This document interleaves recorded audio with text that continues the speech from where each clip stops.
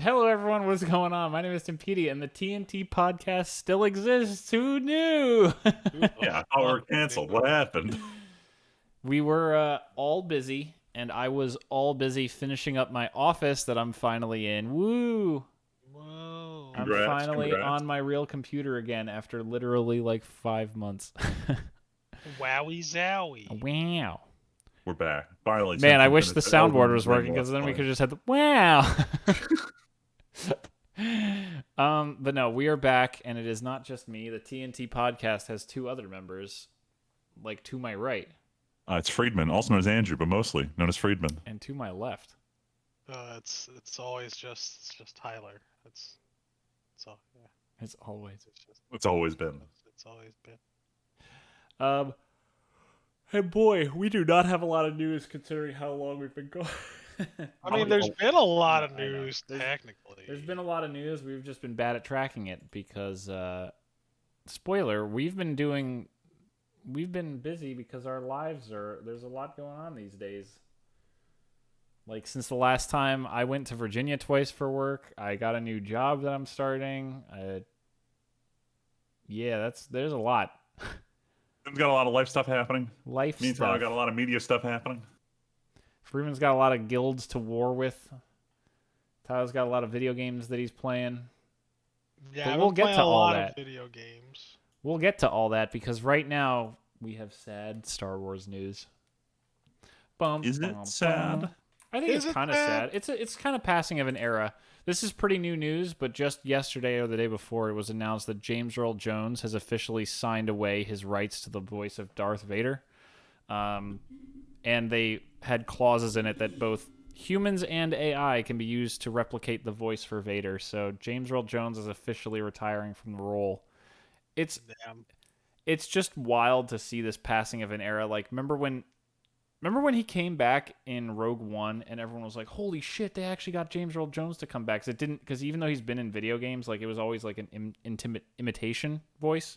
Well, he's also been loosely retired for a bit now. Yeah. But I think I have a feeling 91 years old. Yeah. Yeah, I have a feeling since they brought him back to help do the voice for Kenobi, he was like, fuck it. This is the last time, yo. I'm not doing this no more. And because, I mean, we have the next Fallen Order game coming next year. We have, I'm sure, more Disney Plus shows. That Andor show is out right now that I haven't even watched at all.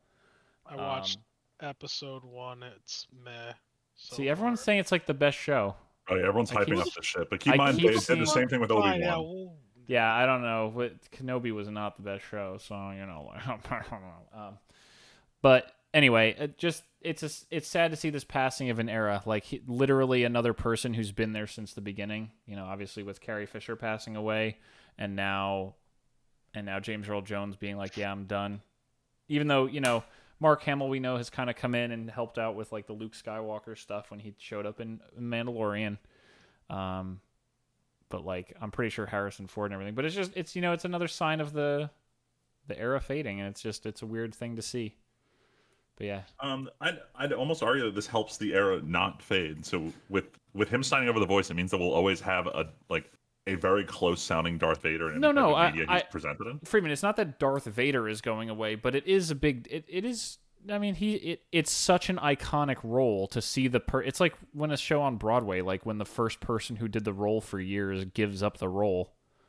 Yeah. Like it's you know, like, I mean, since Val talks about Broadway and everything, like the show Phantom of the Opera has been in there for like, you know, a million years, I think Phantom of the Opera's been going, but I'm sure it was a big deal when the first person gave over that role. Similar to Hamilton. Remember when what's his face? Oh my god, why am I forgetting the name? Mr. Hamilton. Oh my god. Why can't I remember his name? I have his name on I know. top I can't, dude. I'm gonna be so mad. Lin-Manuel Miranda. Thank you, Lin-Manuel Miranda. Remember when I know his fucking name, like Hamilton is still huge, but it was crazy when he stepped away from the role for the first, like, that was wild. So anyway, I'm not trying to linger on it too much. We've already been talking about it for like 3 minutes, but I don't know. It just feels like it's a big deal, passing of the torch kind of thing, where Darth Vader will live on forever, but you'll always know going forward that it's not actually James Earl Jones. So. I honestly don't care. I don't care There's a ton. There's a lot of speculation that it was partially AI in Obi-Wan and not necessarily him, and it wasn't until later on that he did an interview and said no, I was still doing it. Don't worry. No, I think like I said, I know he was touched up in that, but now they can just anyone who can kind of do his voice can come in. They can play with it with AI and stuff. But anyway, Freeman, what is Nintendo's doing? Nintendo had an air quotes a surprise direct. One of those that they announced 2 days in advance. In addition to showing off a bunch of smaller trailers for stuff that I think was previously announced but not for Switch, they had I think it was 4 big announcements. One of them was Octopath Traveler 2, which I think most of the internet is just for the love of God, okay. And the trailer showed almost nothing off. They're just the stories of these characters will meet, and it's will they though? Because you used that advertising for the last one, and they distinctly didn't meet. So I think a lot of people. Despite the fact you're traveling with a party of 8 characters, none of them interact with each other. All of them are on 8 separate stories. That's the weird. Sort of I remember. At the end. Wasn't that Donkey's big thing? I mean, it was also my thing. No, I know. I'm not saying it was just it, but that was the one video I watched about it. Yeah. Anyway, the 3 other big announcements. The first one was that we have the new Fire Emblem coming. I don't know if they put a date on it. If they did, it's 2023. But everyone's kind of up in arms about how much more anime it looks than the last couple Fire Emblems. People even going and screaming about how the main character looks like a VTuber. It doesn't help that the main character's character designer has designed several HoloLive VTubers. So there is some blame to be tossed around here. Either way, Fire Emblem fans still looking good. We got it's not even really a trailer. We got a new name and a release date for Breath of the Wild 2. It's now called Legend of Zelda: Tears of the Kingdom, and they confirmed a May 12th release date of next year. Also, it was. Can I just say it was hysterical how the comments on Reddit all over were "Is it tears or tears? It's spelled the same way. I don't know." And then Nintendo had to officially come out and say it's tears, crying. It's yes. Everyone was screaming on Reddit after that, but it's we all knew they're not going to call it Tears of the Kingdom. I don't know. I could see a world where you're they tore out. And that's come why on, here we go. Singular then. It would be Terror of the Kingdom. Is the dress blue or is it fucking gold? No, man? that's completely. Yeah, it's completely different. The dress was blue. I don't know what. Anyway. Last announcement. This is the one that I really care about. It was blue. It was Pikmin 4 is the best announcement to come out of this, and it sucked that it was the one that they had nothing to show for it. Of course, it was straight up just we're just going to show you very similar assets that appear in every Pikmin game in not quite a higher resolution than the Switch port of the Pikmin 3 looks, and then just slap on the 2023 year and just be it's in development, which was honestly good enough. We didn't know if Pikmin 4 was happening. There were a couple rumors about it, but none of them were really super well vetted and had any details, and it turns out the reason they had no details is because Pikmin 4 has almost no details to share with us other than that they're making it. So good on them. That was a Nintendo Direct. Most of this is just please ignore our holiday season, pay attention next year is what the gist of this was. And then we had the PlayStation State of Play 2 days later. Yeah. I'm not sure why Sony likes doing this. It's anytime there's a Nintendo Direct, they're fuck, get the announcements ready. We can't have people paying attention to the other Japanese video game company. So State of Play happens. They sent out a tweet 12 hours in advance saying guys, this is mostly Japanese games for the Japanese market. Do not expect the Bloodborne PC port or anything. I forget what they gave as an example, but and then Kratos strolls onto the screen. People either read the tweet and didn't care or just didn't see this tweet because everyone was just where the fuck was my Bloodborne during this? My Bloodborne. But we got a bunch of trailers. I'm only going to talk about the 2 that I think matter for us discussing here. But first of all, we got the God of War Ragnarok story trailer, which I haven't been paying attention. I'm pretty sure this is the first time this trailer was released. It wasn't aired as part of this. This story trailer. There was already a trailer a while ago. Yeah, but this was the look at everything. I did not watch it. There's a lot on screen. Because, I don't know what most of it is. I didn't watch it out of pure like you, Tim. Yes. You don't. I did it for. I'm not trying to be spoiled. No, or I want to experience this game raw. By the way, this game's coming out soon. Wait, when's it? Wait, hold on. This game's coming out soon. Wait, when's it? Isn't it October? Yeah, it's coming out soon. This Q4, I'm not ready for. Oh, that's right, November 9th. I forgot Michelle said she's gonna buy it for my birthday. But like Q4 is gonna be great. I think the first one on the roster that's coming out is Plague Tale, and then after Plague Tale's this, and oh my god, I can't wait. And Call of Duty's coming out that way. I'm getting ahead of myself. Call of Duty. Yeah, I'm gonna Call ask a terrible of question. Duty. Yeah. Fine. No, I have a bad question. What's the bad Did question? Horizon Zero Dawn 2 already come out? It did, right? It came out like Yeah. forever Okay, been out I for a thought while. so. I literally, because I have never owned a Sony console, I have like inextricably linked that and God of War together. Oh, And I'm just like, I weird. think that came out. I'm pretty sure. I always think well, it's kind of funny, right? Because Donkey he did a video on Horizon, and he's like I think he's right about what he says, but I'm like, damn, because the only reason why I link Horizon with Breath of the Wild 1 is because it did come out around the same time. Mm-hmm. But I remember distinctly getting Horizon because I wanted a free roam game and I didn't have a Switch at the time, so I was like, fuck it, I'll buy Horizon. And everybody, and then according to him, I don't know if it's that like that anymore, or at least during this, but it probably is because of his video. Uh, Elden Ring came out around the same time as Horizon 2. So that's probably why you didn't notice because you were so focused on Elden Ring. That's probably true. Probably true. Yeah.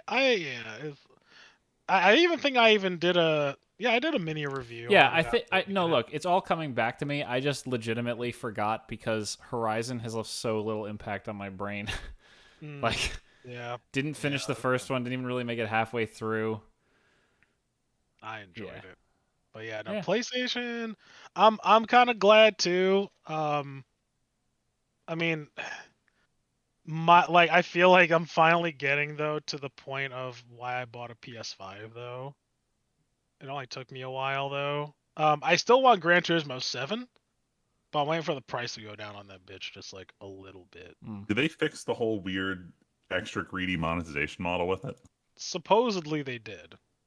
My buddy who plays it like a lot, he said that it's a lot better now. Gotcha.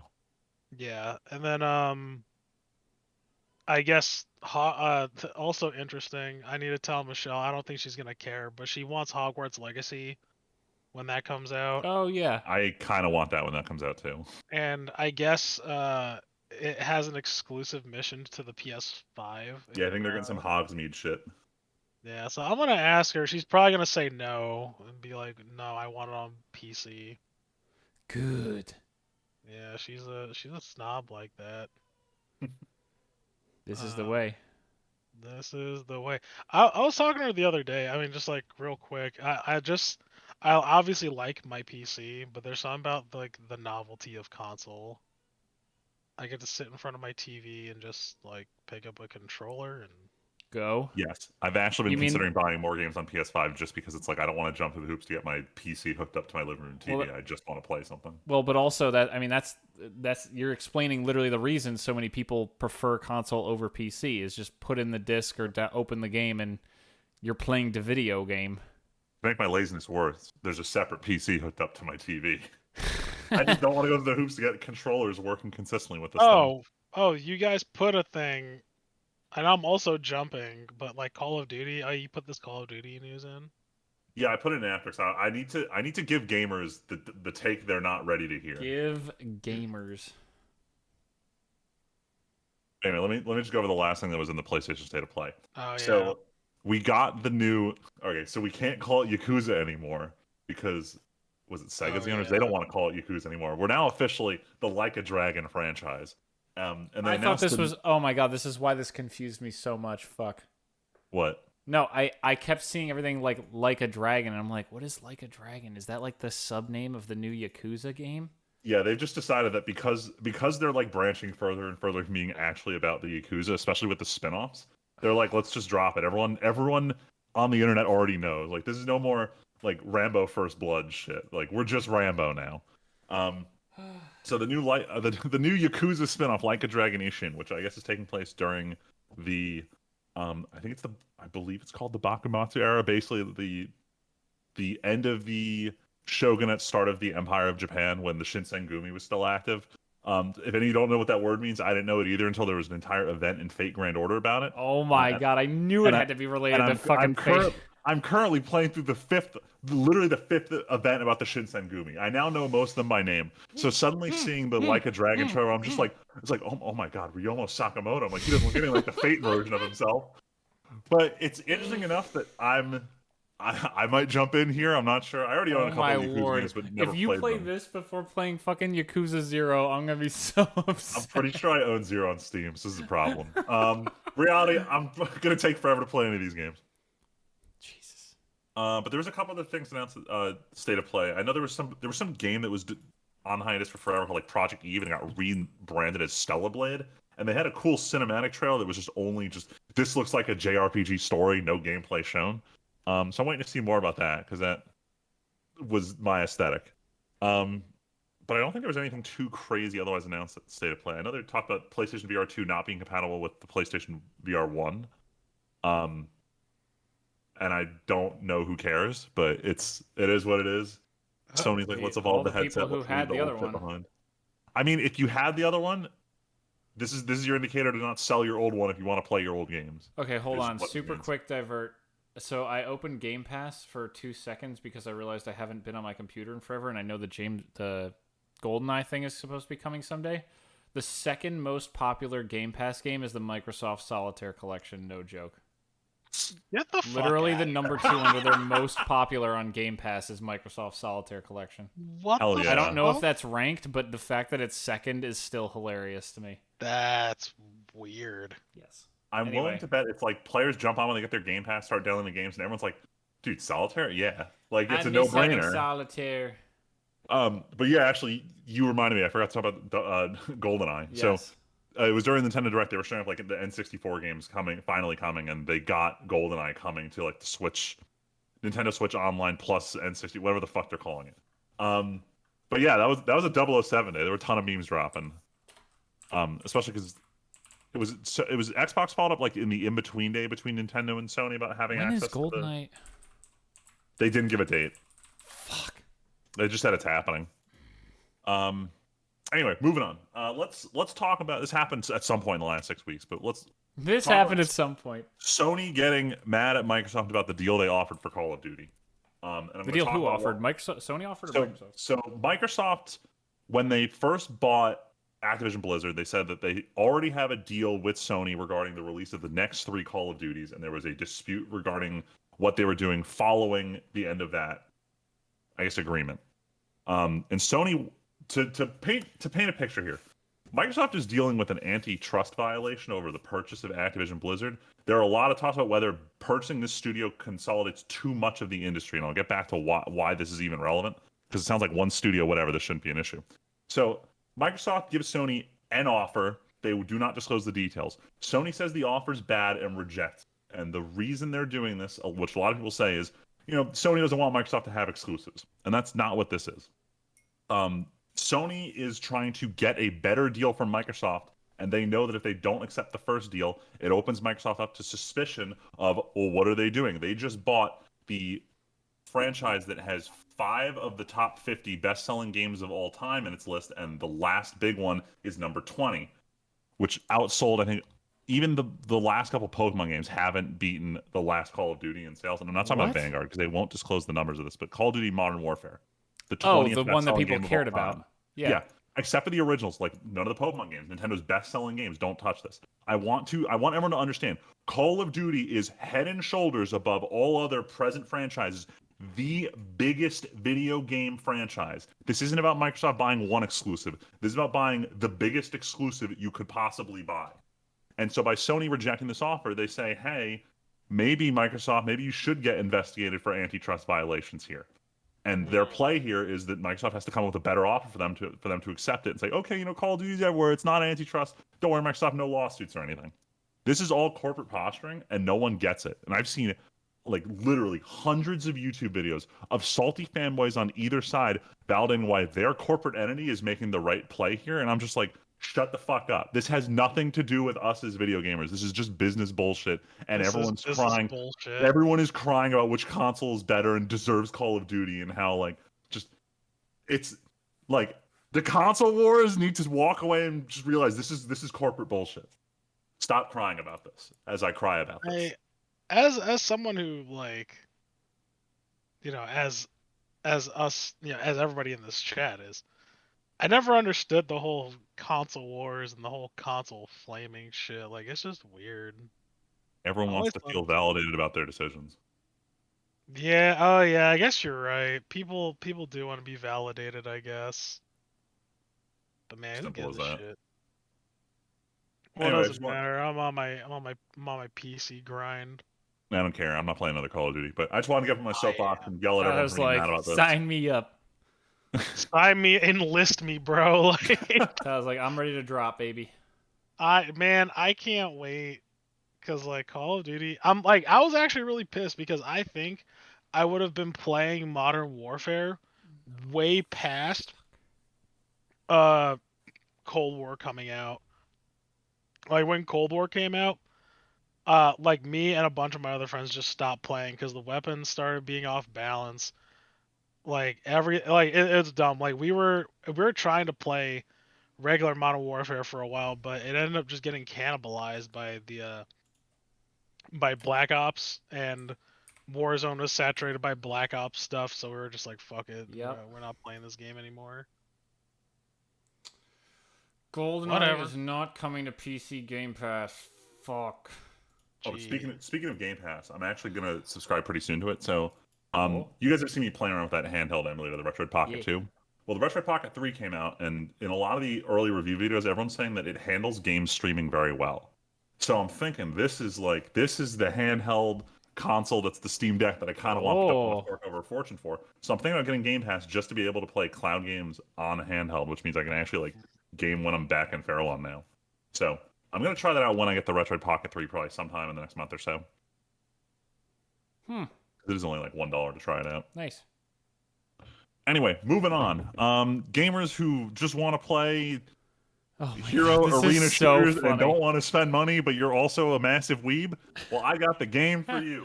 Gundam Evolution just came out. I heard a lot of buzz about it from random YouTubers who were very clearly sponsored. And I didn't think twice about it because the last couple of Gundam games have been kind of garbage. Then I saw the first trailer for Gundam Evolution, which didn't show any gameplay. It just showed like the units. And it doesn't look very graphically impressive. So I wasn't paying attention to it until my coworker said, "Hey, are you playing that new Overwatch clone?" And I'm starting to queue up. I'm like, "You mean Overwatch 2?" And he's like, "No, the Gundam one." And I'm like, "The what?" And he sends me the gameplay trailer for Gundam Evolution. I'm just like, it's literally like the UI and everything is just Overwatch, except you're playing as Gundams instead of like characters from Overwatch. Amazing. It's free to play, battle pass, all your normal like free to play shooter nonsense, but it's an Overwatch alternative that's Gundam themed. So, if you want to check it out, go give it a shot. I've been watching a couple streamers go at it, and like it reminds me a lot of just playing Overwatch. So if you're really mad about Overwatch 2, but you still want that gameplay, go for it. I don't know if I'm actually gonna try this out, but it is free. Freeman, I still remember when you told me about this. You were like, "Oh, Tim, we were talking about the Mercury, Witch of Mercury," and you're like, "Oh yeah, by the way, Gundam, there's a new Overwatch clone." And I'm like, "You got to be kidding me!" And then you showed me the trailer, and it literally is just Overwatch. It looks like a model swap with Gundams. Yeah, I was watching some guy play as he's like, "I'm playing Zaku only today," and I'm watching, and he's just Reinhardt without the shield. It's just like he's got the hammer swing, he's got the fire strike. I'm like, this is Reinhardt without the shield, but everyone has a Damn. boost. It certainly looks fun, but I don't know if I want to get sucked into this. I thought it looked like weird. It looks like jank. It looks like a jank game. This is not a high quality video game. Yeah, nah, miss me with this. I'm good. I like almost want to try it for free because it's for free. God, but I'll be down to probably play it not. one night. I have too many other things I should play that are like real. Come on, Tim. Let's do a play it one night and then never play this again. That maybe we'll do that. Maybe we'll find a night where we can do that. Yeah. All right, let's move on. All right. Oh, well, we already talked about Hugh Jackman as Wolverine. I can literally cut that from the list because literally just that's the announcement. Hugh Jackman's coming back as Wolverine for Deadpool 3. in 2 Oh years. crap! So we're transitioning right from Gundam directly into the Weeb shit. Wow. Sorry, listeners, we're very low budget tonight. No soundboard. Yeah, the hiatus really took the budget. Yeah, really. We'll be back to full form after our next hiatus. We work the same way that Hunter x Hunter works. But first, let's get the disappointments out of the way. So, Rent a Girlfriend Season 2 ended with the announcement of a Season 3. We're all very upset about this. Rent a Girlfriend fans in shambles. I don't know if we're going to get to, like, the literal cuck chapter, but, like, everyone's kind of low-key hoping we get there. Man. Cuck chat? Excuse me? So, I'm not going to elaborate. I'm just going to move on. If you want to learn about this, feel free to ask me later. No, I'm not.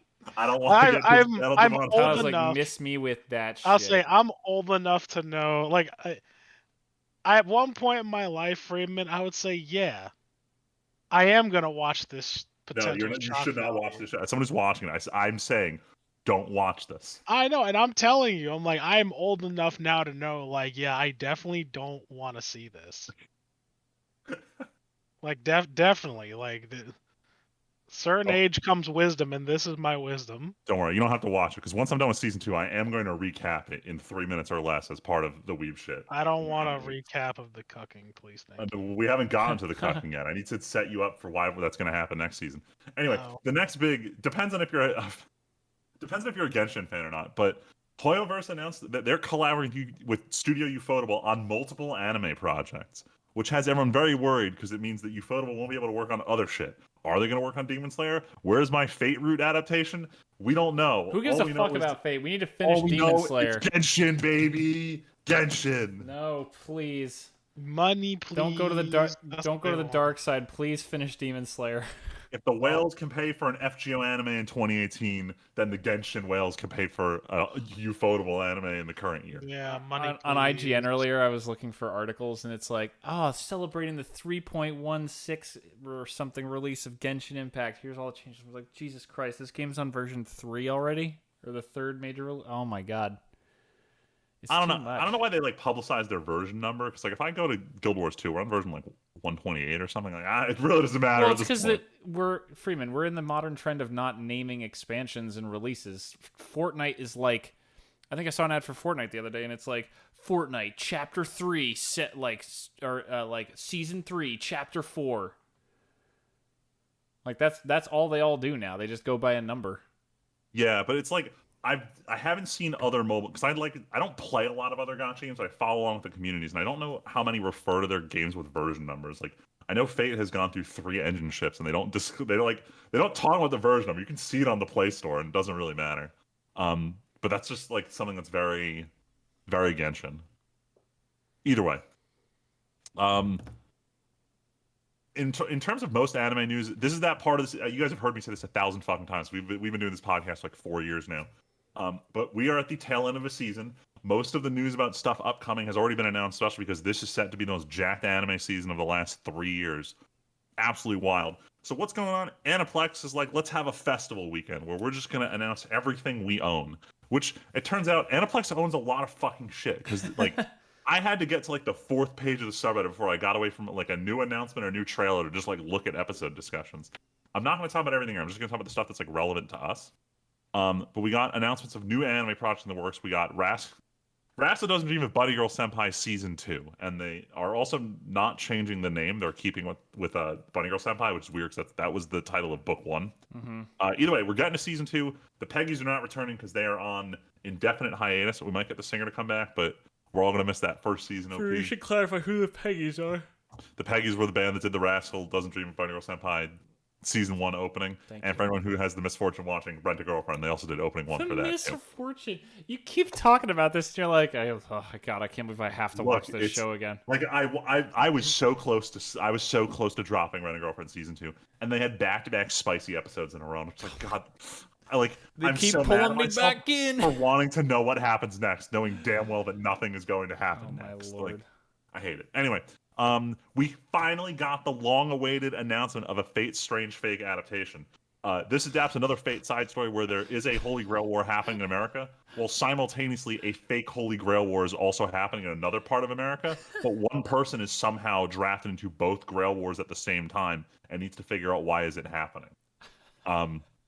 and we got it was announced as an anime project, and it was like, okay, you can't do that. What is it? Like, well, hold on, we're gonna do an OVA, but there's still more in the works. So it's like, so is it a show or not? And they're like, so we don't know. We know there's one animation project with the potential of a show, and no one wants to commit to anything other than that it's finally happening. And then the big one, which is kind of a shocker, is we're getting a new Rurouni Kenshin anime, which I didn't think would happen given how much companies try to distance themselves from like creators when they do bad things.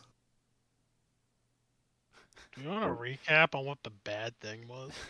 I believe he was in possession of child pornography, but Was that it? Is that it? I don't know, and I'm googling. I'm not I trying to downplay it. I know. I'm trying to remember if there's anything else this person did. I mean, I'm gonna look it up. Korea, yeah, child pornography charges. Oh, that's really awkward. Yes. Well. I guess that's all I have to say about that. That's all, so Chris Handsome got it. I don't think it's meant to be a sequel. I think it's supposed to be just a complete remake. Wait, what? That can't be right. I found a clip saying that he was not in jail and that he had to pay money. You mean he just bailed himself out? This is bullshit. Wow. I need to find him. Hold on. Yeah, child pornography charges. Police found DVDs with footage of naked girls in their early teens. Oh my god. He was fined 1.5K US and let go. That's bullshit. His series is back in serialization as of June 2018. I hate this. Nah, miss me with this shit. I had no idea. I'm not touching Rurouni Kenshin ever again. Damn. Anyway. Row, run away from Rurouni Kenshin. Run away. Anyway, among all the other shows announced, something got announced that I didn't really think about until I went and read the fucking synopsis of it. I linked it in the show notes for you guys. But the show is called My Love Story with Yamada-kun at level 999. So I'm going to read for you, word for word, the English description for this show, according to the press release on Anime News Network. Recently dumped, Akane is just about to quit the game she used to play with her boyfriend when she meets Yamada in the same RPG. Yamada in real life turns out to be somewhat of a legend. The only problem is he is only, in all caps, interested in the game. As Akane's feelings grow, will Yamada's focus stay on the game? ? Gamers, rise up. This is your anime, I guess. If you grind hard enough in MMO, some random girl will fall in love with you, and you can continue to ignore her like every other protagonist in rom-com animes lately. Wow. Damn. Is he wrong though? No. It's the Oblivious MC used to be a joke, and now it's just straight up the whole archetype. Anyway, in terms of actual good trailers, we got a trailer from Mashal where magic meets muscle. The trailer was really stupid and was mostly just text over static images, and we got a little bit of motion of the main character for the last shot. 2023. We got the trailer for Misfit of Demon King Academy Season 2. Oh my lord. Which, Tim, I showed you on Sunday because it's... Showed actually nothing but had the new voice. Yeah, it had the new voice, and the problem is, Tyler, you watched Cautious Hero, right? Yeah, I did. So the new voice of Anos is the guy who does the main character in Cautious Hero, and he's using the same voice, which is not quite correct because he doesn't have that like... He doesn't sound full of himself enough to be Anos Voldigod. Like this guy's like, time, hey, I'm Anos Voldigod. And I'm literally like, every fuck time you, you're Anos actor, Voldigod. Like, come on, dude. Like anytime I heard him say the name Misha, my spine would straighten at just how much smugness one man can put into 2 syllables. Misha. And the well, I love Goblin Slayer. He's not. I don't think he's gonna do Anos correctly. Unfortunately, he's just like he's too one-dimensional as an actor, unfortunately. So, we'll see. That guy and Lisa got back together. Maybe they could race him into the studio and redo the lines before the show comes out. Unfortunately, with Japan, once you recast, like it's very rude to bring back the original unless the one was fucking be rude already. Come on. Well, all right. Like, look, I used to be butthurt about this. Like, so remember, it was in I think it was Food Wars. What's her name? The God Tongue.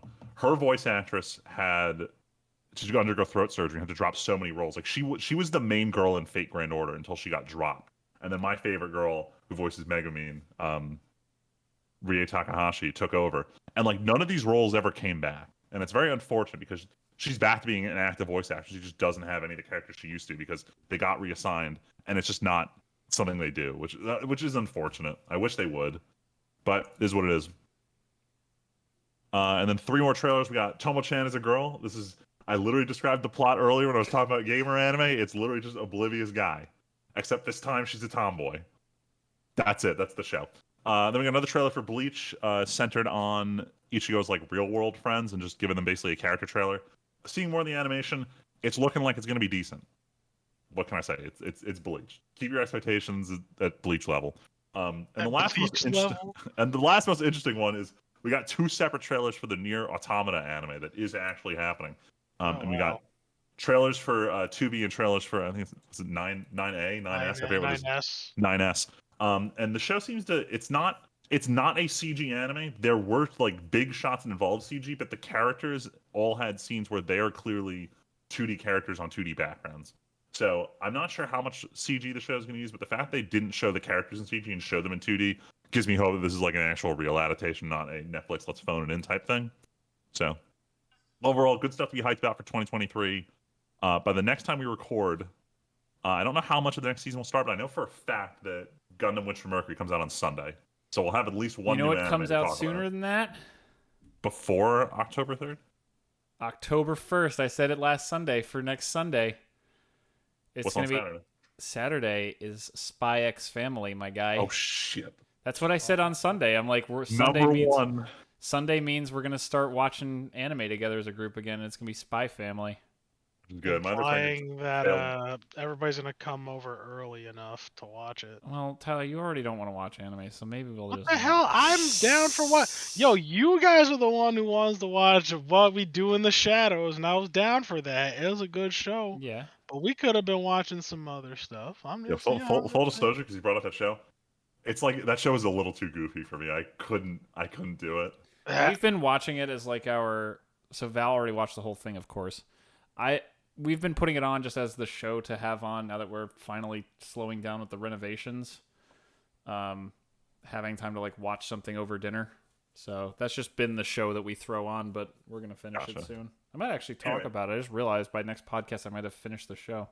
But anyway, but by bringing up that show, I think we've made the perfect transition out of the Weeb shit. Wow. And into what we're There's a lot of stuff that we have watched and played and read in the last month. But Tyler, why don't you talk about some television that's not anime? Oh yeah, Better Call Saul had its series finale. Yeah, this is how long we've been holding on to this fucking news. It's been a while. Wait, did you keep up with it the entire time it was airing? Huh? Did you keep up with it like the whole time it was airing? So it's actually weird. So I watched it when it first came out. I watched the first season, and I think the second one, and then I kind of fell off. And then I wanted to get back into it. I was like, man, I haven't watched Better Call Saul in a while. And then I was waiting for the last season to come out, and they're like, this is the final season. I'm like, you gotta be shitting me. So it worked out when I picked it back up again. Yeah, I stopped watching it around like season 3, but not because I had lost interest. It was literally, I think I finished season 2 and I just forgot that the show existed. That's fair. Because I don't like for the people at home, Tyler doesn't pay attention to news or anything like that. Kind of relies on other people. Friendos to remind you. A little too much. And so no one else I knew watched this show except for me. So I think I like actively looked it up, and I was like, yo, how's Better Call Saul doing? I'm like, oh shit, it's like ending. But it was very good. I thought it was a very good ending. There are a lot of people comparing it obviously to Breaking Bad, and I would say rightfully so. There are people who are saying who think it's like leagues better or like better than Breaking Bad. I don't know if I'd put it like that, but I would probably at least say it's as good. It's definitely that means worth a lot. a watch. That still means a lot. Oh yeah, I agree. Like I don't think I'm I'm definitely selling this show short. Like, uh, the character work is phenomenal, and they tell it from an interesting perspective, and like, it's a very good character study show. So I need to know. So So I mhm. didn't watch Breaking Bad when I had started Better Call Saul, and I watched the first episode because my friends were like, "You don't need to watch Breaking Bad to like the show." And I watched episode 1, and I was just like, I don't know, I'm not feeling this." And I didn't follow through on it. Do you think uh, it's? Do you think that you really need to watch Breaking Bad, or does it really stand alone as it goes on? it does until the very, very end. Gotcha. Like there are things that happen at the end that I would argue, because they start slinging stuff, and like he makes references. Like obviously they make references all the time to the show, to the original show. And I would say if you asked me before this last season, season 5, I would say yeah, you can go ahead and watch this show without watching Breaking Bad. I mean you still could, right? You could still watch it through all the way to the end actually, and I still think you would feel very satisfied. But um you wouldn't have literally any of the context behind what's going on, because the Gotcha. show takes place it's 90% a prequel show, and then there are things that happen afterwards that they you know, yeah, that they mention a lot. Gotcha. Yeah. And oh, this other thing I guess I also watched. Oh, you didn't. I'm also gonna talk about Westworld season 4. You didn't catch up yet, right? Actually, if you want to talk about, do you mind if I leave? I'm supposed to watch, and I literally can't get my other coordinate enough to sit down and watch this goddamn show. So I'm stuck in Yeah. limbo, but I do want to watch, and I am invested. So if you want, I can leave while you can talk to the viewer real quick, and then pull me back in when you're Oh no no no. good. I was like I can save this. I don't care. I'm just gonna leave it as like I'm confused. Meh. Did you I enjoy don't. it though? Yes. I enjoyed a lot of it. The ending make me go like what? Like what's next? Kind of thing, but that's like really it. Like not in a disappointing way, really in my opinion. I thought it was definitely better than the previous season. Gotcha. Yeah, like there's an episode that like Michelle and I were like, "Whoa. Shit." So, I am interested in seeing what you have to say about it. And I think because I put these down like way before. I watched Sandman. Tim and Val were also watching it, We kind of. watched one episode. One's on Netflix, right? Yeah. Based on the comic book. And I didn't read the comic. I It was on my list for a while, and I remember I gave it a chance after I read Hellblazer. That's the John Constantine comics, and I was like, yeah, I'll give it a shot because John Constantine is in the same universe as Sandman, or vice versa. I don't really know who came first, probably John Constantine, but whatever. Uh, I'm not gonna look that up right now. But I was like, oh, I tried Sandman, I couldn't get into it. And on a whim, Michelle and I decided to give it a try, and we both really liked it.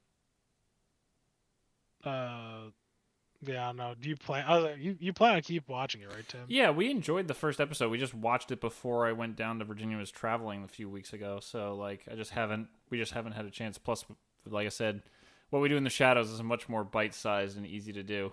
Right. And then, Cyberpunk 2077 Edge Runner came out. This one took over. Yeah, Talk boy. about this. I would argue that this is actually newsworthy, Oh, it only is. because It's of the revived implications. Cyberpunk. The It implication. really did. It really did. I saw literally that the weekend that this show came out, five five friends on my friends list started playing it. It makes me want to finally sit down and play the actual game. I mean, it's kind of cool. They came out with a whole update and everything alongside the show, so it's pretty. Like, I think that's pretty cool. Michelle was like, "Do you want to play it now?" Because I've always been thinking about doing another playthrough, either probably doing a corpo run, but I wasn't sure. I was like, I'll play it again when it's updated, right? Like that was my thing, Yeah. and Are we at that state? I don't know because she was like, we were talking about it, and she was like, oh, there's DLC coming out for it still. I'm like, See, so shit, that's do I my thing wait? is when I think about how much I loved Toussaint in Witcher, and while I enjoyed the base Witcher 3 game, like that's the part that has stuck with me was that culmination of so much stuff. I I Yeah. really don't want to it's never gone well for me to play an RPG, put a lot of hours in, beat the base game, and then try to continue an already finished story. And also with my life right now, I'm pretty sure that it would be about 2 decades before I would have the time to sit down and just do a second playthrough of a game. So part of me is like, wait till Cyberpunk's DLC is out, and when they're like, no more major DLC. Witcher 4 is coming next. I'm gonna be like, cool. Now I can play finished Cyberpunk. Time to play. I'm thinking of waiting until the DLC too.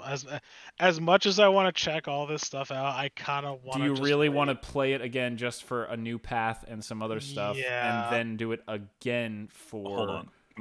Can I offer Yeah. a counterpoint here? Huh? Well, Sure. so like these are obviously long games. Do you guys see benefit in beating it and then coming back and beating the DLC at a later time, That's what I'm as saying. opposed to No. just doing one continuous run? It depends. The problem with me is I forget half the Mm-hmm. time, or I say, "Oh, I'll get to that DLC," and I never do. Yeah. As opposed to, like, for example, like literally everything that's come out so far, like Ghost of Tsushima, perfect examples. Ghost of Tsushima. The Island DLC came out like a year or like 6 months after the game came out. I had already platinumed it, right? And I was like, oh, I'll get to it at some point. Never did. Not until I decided I wanted to do a playthrough 2 on the PS5, and I finally got through it, and I'm like, what the fuck is wrong with me? Why did it take me so long just to beat this? Like, or Doom Eternal. Wanted to play the DLC for Doom Eternal, haven't done it yet because because I think Tim, you might agree with me on this one. Who knows?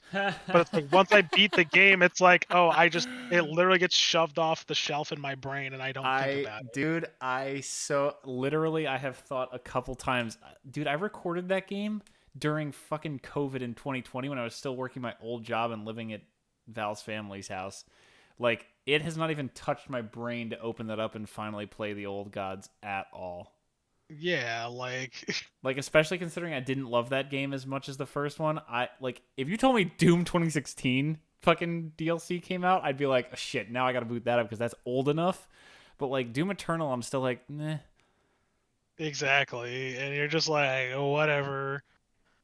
Um, so I feel that way about Like, you know what Cyberpunk, game I but would I have still want dropped to and play it played like again though. 3 times? KOTOR What? remake, and that's not happening. It's Elden not. Ring, It's never happening. Elden Ring, Elden Ring. I finally have my PC set up again. I haven't booted it up again. I was already getting a little bored with Elden Ring before I stopped playing, and now I'm like, fuck, do I really? Elden Ring is a great game, but it's just too much. I Yeah. just don't care. Don't give a shit, I'm but getting yeah, old. no, it can be like that. You know who does need to beat The Witcher? Who? Rhetorical Aiden. question. I'm aware. Oh yeah, yeah, no, Aiden also. Aforementioned off and on member needs to be Witcher. Who else needs to be? Actually, like, I think Tim, you're the only person. You and my other friend John, who I went to school with, are the only people I know who like beat The Witcher in the DLC. I think my Crazy. brother beat the core game, but not the DLC. Yeah, I was like, as much Crazy. Well, he everybody I also played it know a is while like, ago. yo, I fucking love Witcher. You should play it. And I'm like, yo, Blood and Wine DLC, and they're like, I never played it. I'm like, you're literally missing probably the best part of the entire game. Like, Toussaint is so great. it's so good. whatever. See, but you know what's funny? I'll Toussaint is like best when you've read the books. Hanging out with Yeah. Regis is like one of the best parts of fucking Toussaint, and if you haven't read the books, that doesn't mean nearly as much. I know. Well, fucking tell me about it, because I was procrastinating on the books, and I was like, oh, I'll play Witcher 3 after I read the books, and like, I'll be honest, I was like, short review, everybody. I was not very impressed by the Witcher books. Everybody will tell you it's a fucking banger. I don't think it was that great. They're good. They're not They're- like wow. Do you feel like they fell off or they just didn't improve? Like, because Some of them are I just like weird. Pokemon, but When they start getting into all like the time jumpy shit, like I have never tracked what the fuck Siri is doing when she gets to the tower well at all. Like it's probably more real to what like portal jumping would be like, and like time jumping would be disorienting for everyone. But it's just fucking weird. It's weird. I don't think the story and the POV concepts are very. Tyler, remember I when don't think they've done remember it when there's well. a pair of women at the Tower of Gulls, and then all of a sudden one day Siri shows up. One of them goes, "Here's a portal to where you need to go," and then she pieces out Yes. and leaves. It's a fucking. Yes. There's a whole POV from that person for like half the book, and it's literally just so that Siri can show up. They can do like exposition, and then she just leaves. Yeah. The fucking it's- weirdest. It's stuff like that. I will say, I think the instantly climax. remembered that shit as soon as you said the books. I'm like, that was so fucking weird. It's weird. Like, a lot of it is weird, and Even like, the fight at the castle and everything with like Vilgefortz, and then they just get allowed to live when they were gonna get killed. It's fucking weird. that part man. is weird. Even though that whole part was kind of hype, it was that at very end you're like, what?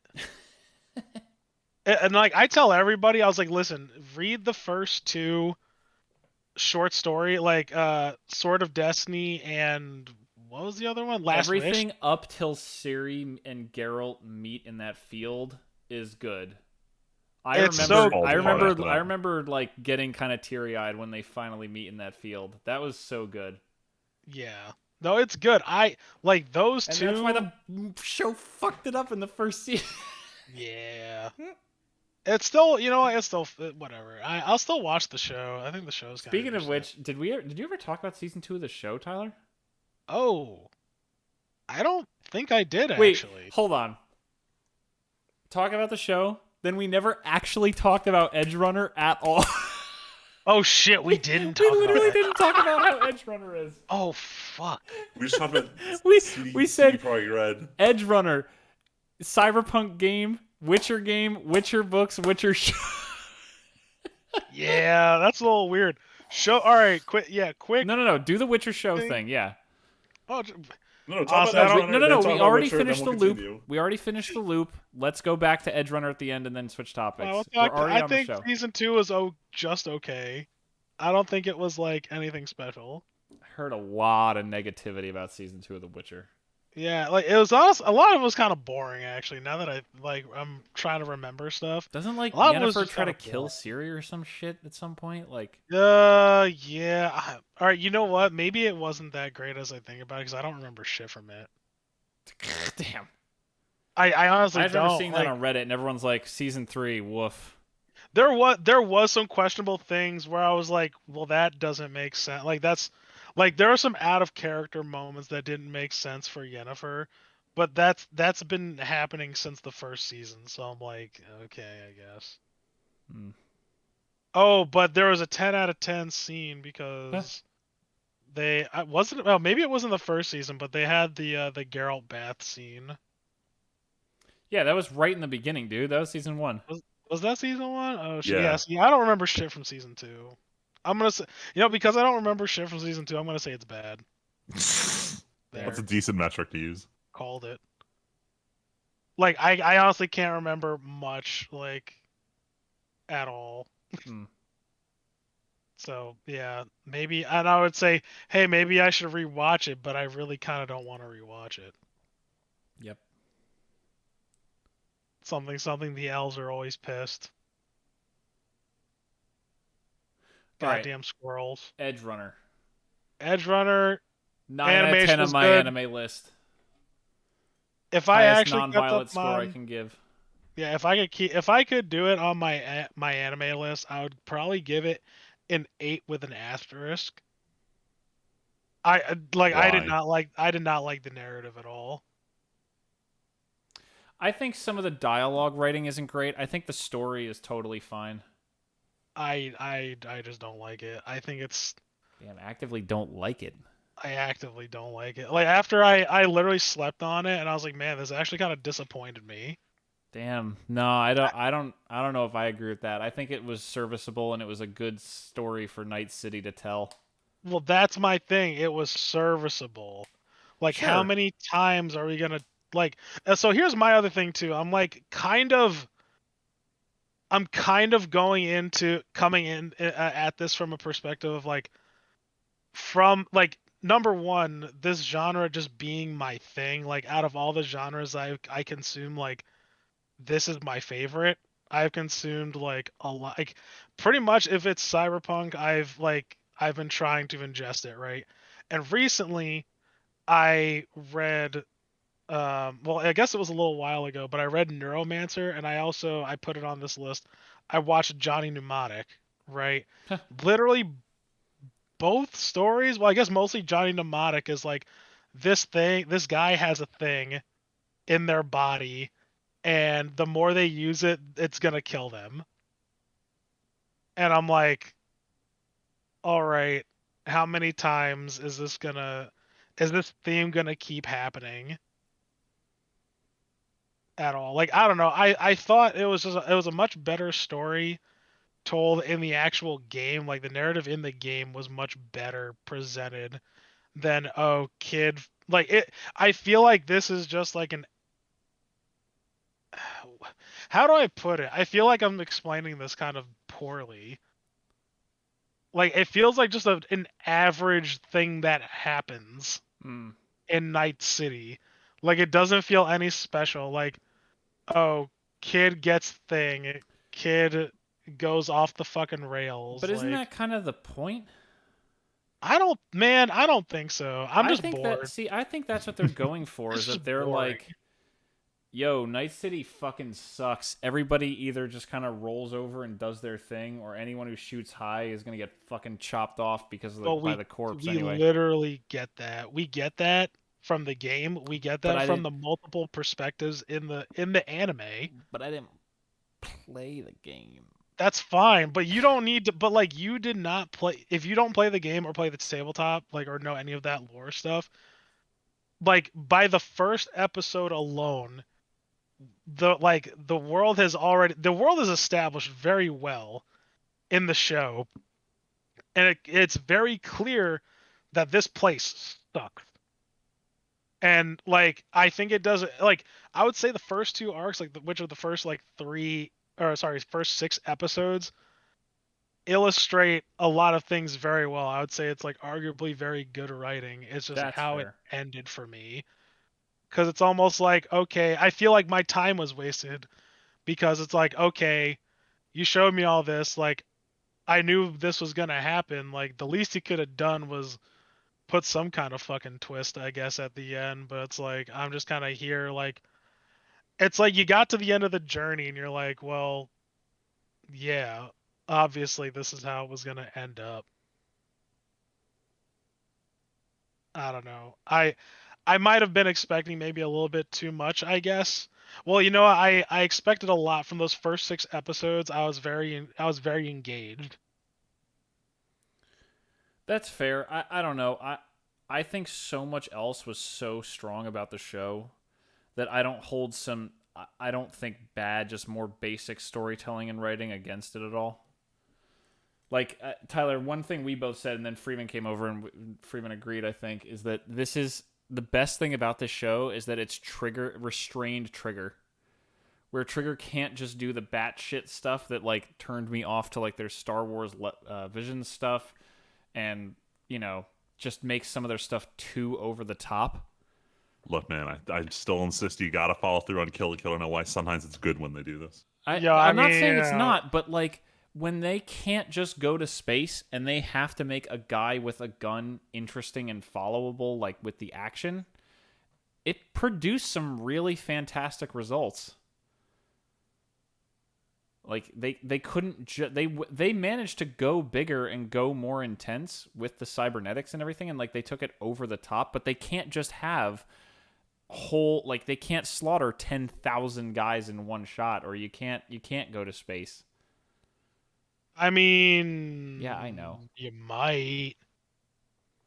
I just think the action of like they literally opened the show with that cyber psycho guy killing like 24 cops. And that's a strong opener, and you see every cop get killed. There's very little action in this show. Like there's that first shot of the kid throwing those punches at David. Mm-hmm. Like every time they do that, like that whole first fist fight where he just beats the shit out of David, that was so well done. I still remember like the bunch of jabs to the gut, grab the tie, pull down, uppercut. Like that's such a good sequence. Oh yeah, so I'll tell. So I did say the asterisk part, right? I will say the part that makes me give it at least an 8 is for all the narrative, everything else is stellar. I watched it dubbed for context. They got amazing talent, including Giancarlo Esposito, which I was not expecting at all. Looping back to Breaking Bad, like he's Gus Fring for those of you at home. McCree is in it because I keep forgetting his name and I feel bad. I think the guy who plays Tanjiro. Yeah, I looked his name. Yeah, Matt Mercer. Yeah.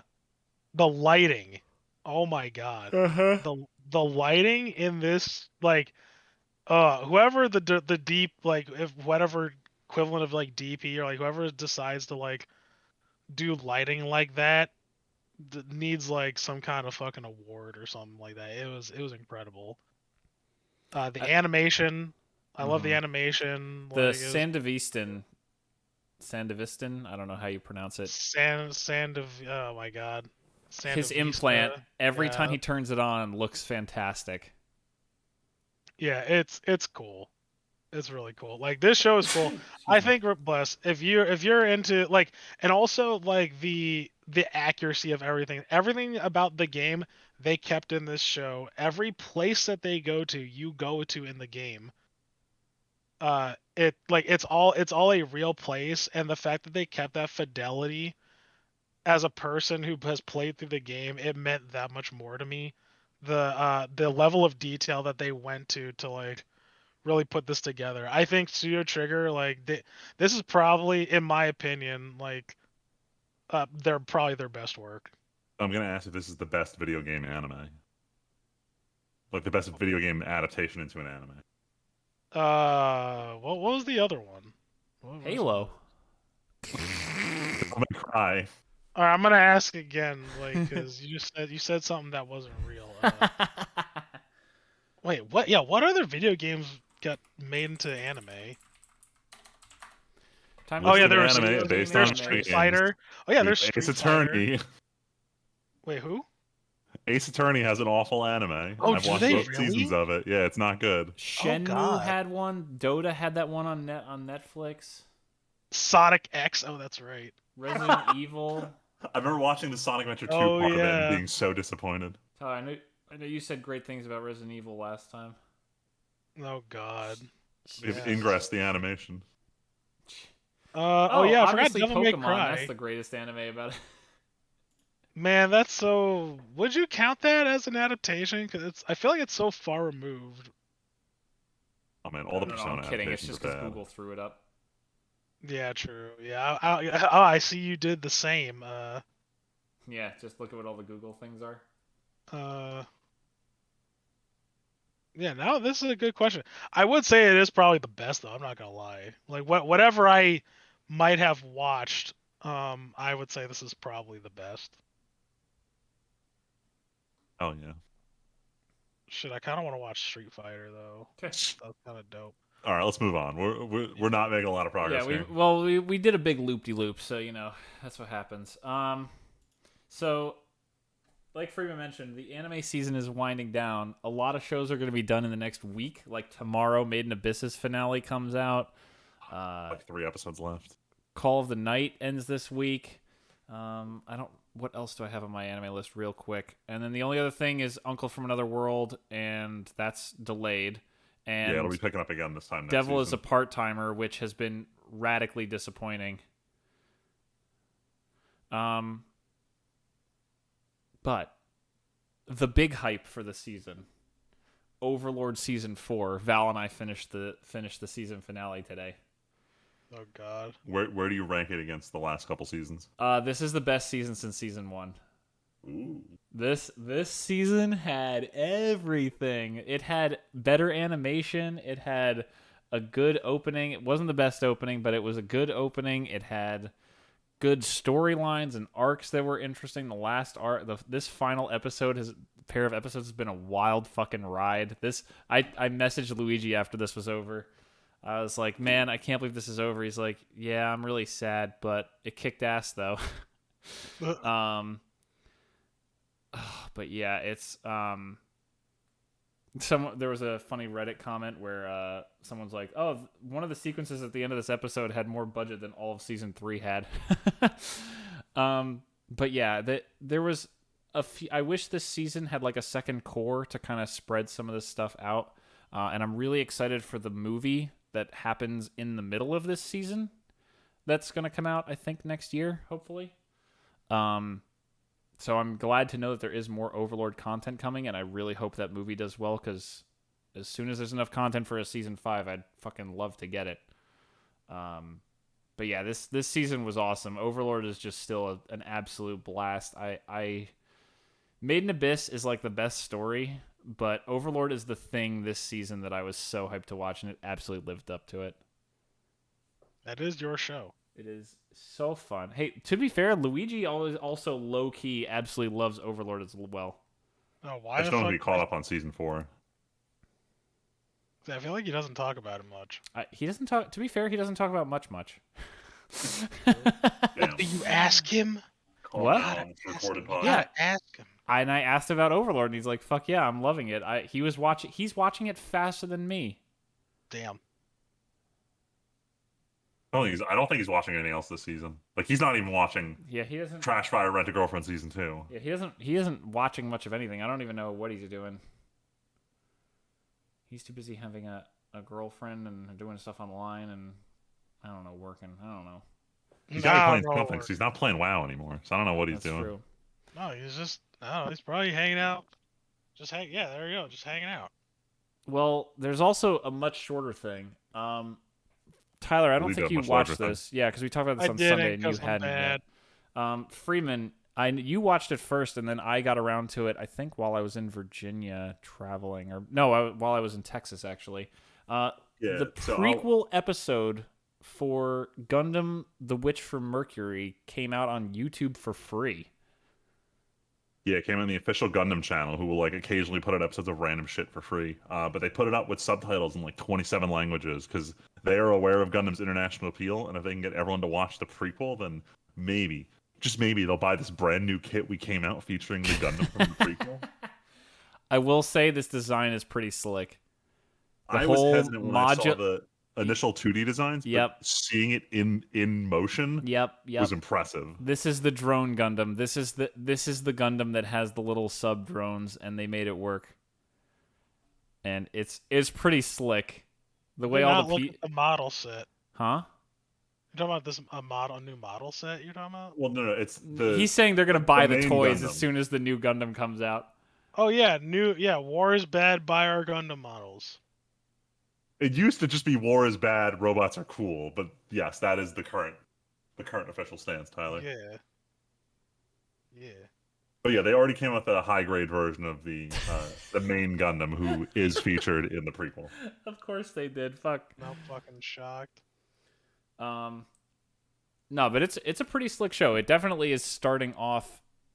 It's not quite Iron-Blooded Orphans level, but it is definitely not a happy time. All I'm going to say is, hand-drawn robots. I rest my case. Yeah, it's not CG, Tyler. Man. You know what? A lower standards have fallen. I was going to say, wait, That has sold me, actually. Tyler's like, yo, can we watch this after this now? Because I want to see some hand-drawn robots. Literally, son of a bitch, I'm in. All right, that's what we're doing after this. We're gonna take 20 minutes and we're just gonna walk Tyler through this right after the podcast. 20 minutes, that's too long. I'll do it on my own. That's how long the episode. What? It's a normal length. I know episode. that's a normal episode. I'll do it myself. No, I know, that's fine. Okay. No, but I'm interested to see when this comes out. Yeah. No. Oh, fuck it. I'll give it a shot. Maybe I'll even watch it with the boys. Maybe that'll be a new boys watch. Hell yeah! Let's watch Gundam together. I'd be down. We did all three technically watch the last non-Universal Century Gundam at different points in time. Yeah, I was gonna say I came in Iron Blooded Orphans way after you guys did. So, actually, wait, is that true? Yes. Yeah. So, Tom, I'm trying to remember, you were watching it as it was airing, right?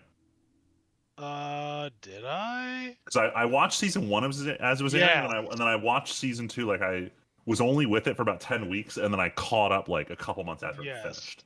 Yes, I did. Yeah, so Tom and I were close, but we didn't watch it exactly the same time. And then Tim, I watched it you were way afterwards. later. Yeah. Which is good because I wanted to binge the shit out of that show. That's why I waited on season 2. Like the second half of season 2 was like a perfect binge. I'm just gonna blow through. This is a lot right here, but I'm gonna try to keep this quick. So I mentioned that I was traveling a bunch. Since the last podcast, I've traveled to Virginia for my company twice. I'm probably done doing that forever now that I'm switching jobs. And I also took a personal trip to Texas. So that meant a lot of flying and a lot of time in airports. So I've been on this documentary kick. I've mentioned it. So I'm just going to rattle through because there's like 6 documentaries I watched. There's a sub-series of documentaries on Netflix called Untold. There's like 6 of them.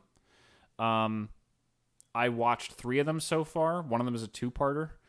Flagrant Foul, which is about the ref in the NBA who was basically betting on games he was reffing, and it was this huge scandal that like shook the NBA. And basically the whole documentary is him and the 2 guys he was working with going, yo, the NBA is corrupt as fuck, and they threw us under the bus.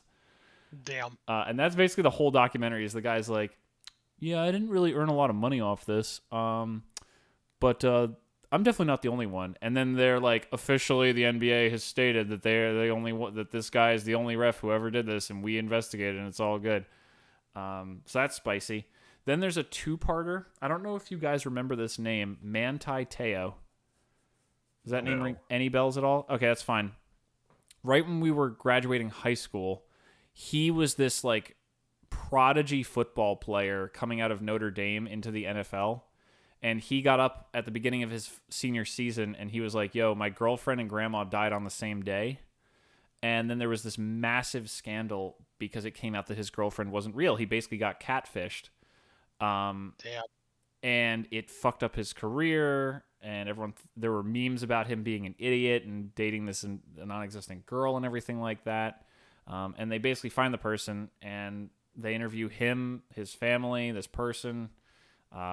And it's a wild fucking ride. And my review on Letterboxd was just, I feel bad for Manti Te'o.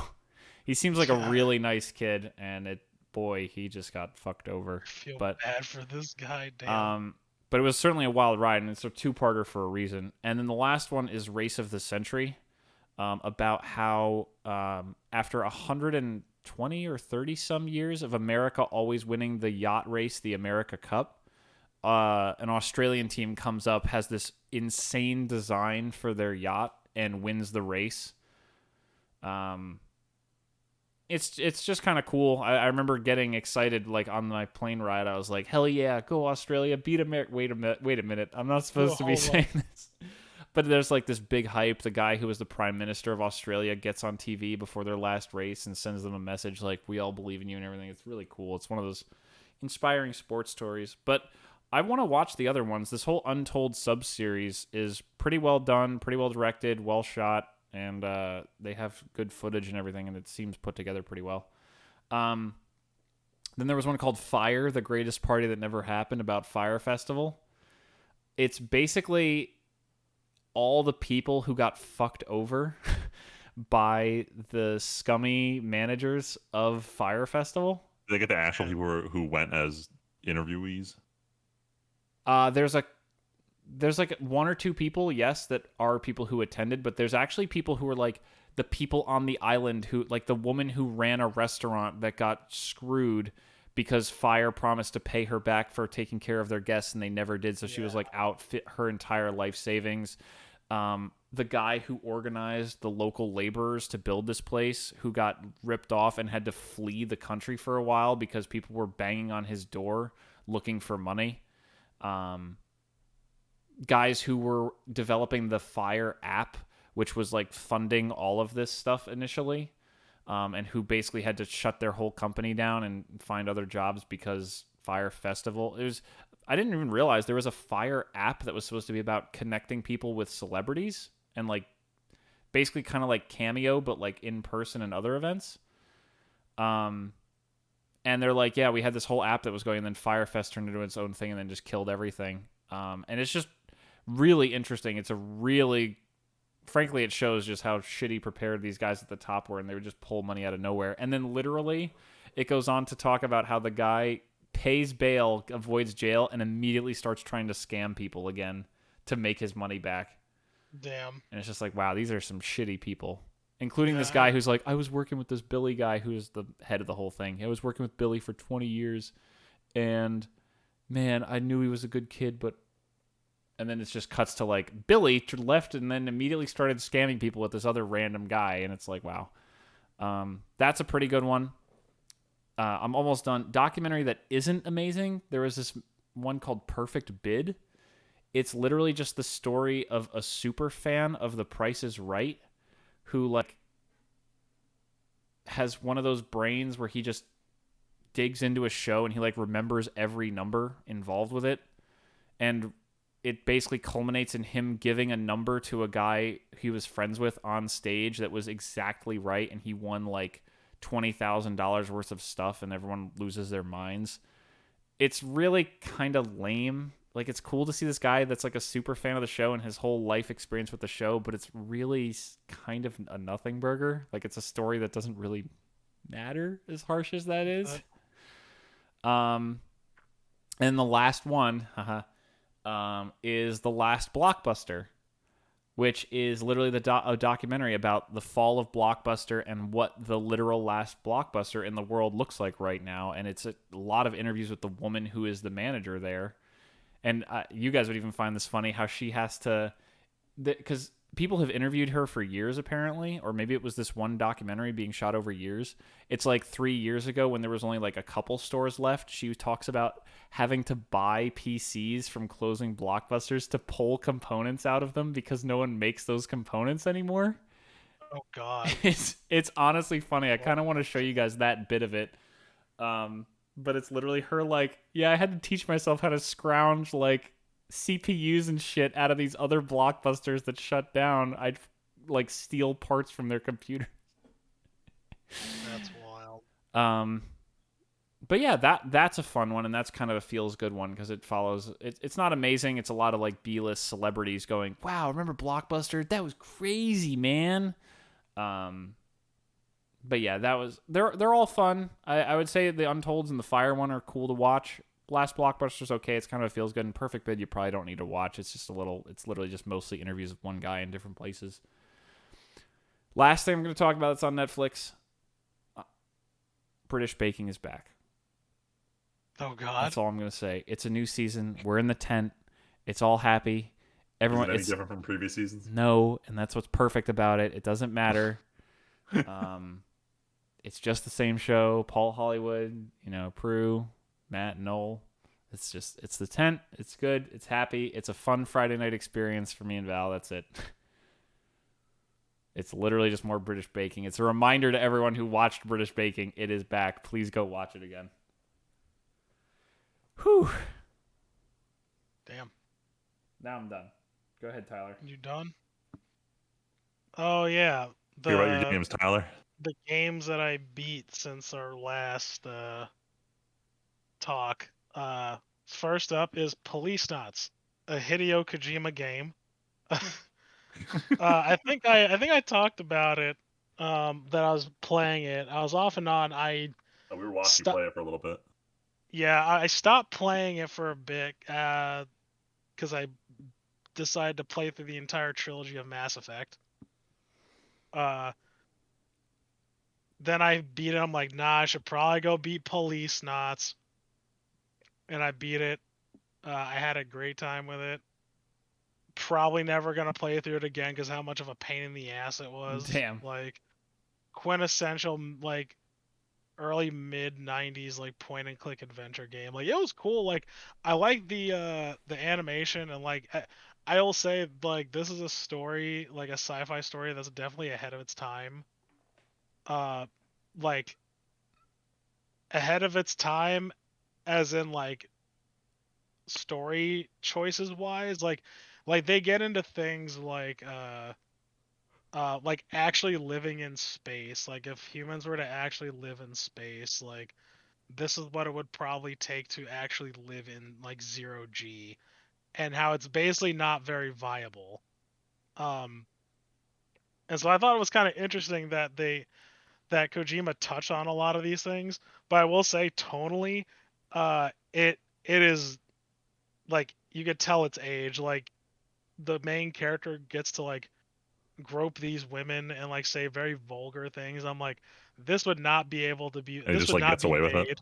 Yeah, he gets away with it all the time. Like there are literally uh, actions to grope this one chick in particular, and he just gets away with it. I'm like, what kind of actual like? I'm like, damn, like this could not be remade like this in this day and age. But it was cool though. Like just the sci-fi elements I thought were really good. There was this whole take on, like I said, like living in 0G and how people were a lot more prone to sickness because, there's no gravity. Our bodies were meant to live on a planet with like an actual gravity and everything. So what would happen is you ended up getting into this whole um organ stealing ring. Like it was pretty fucking crazy. It was good though. Um if you're into those visual novels with a ton of point and clicking, I would recommend it. I had to go through other means though because Police Knots was not released in English in the U.S.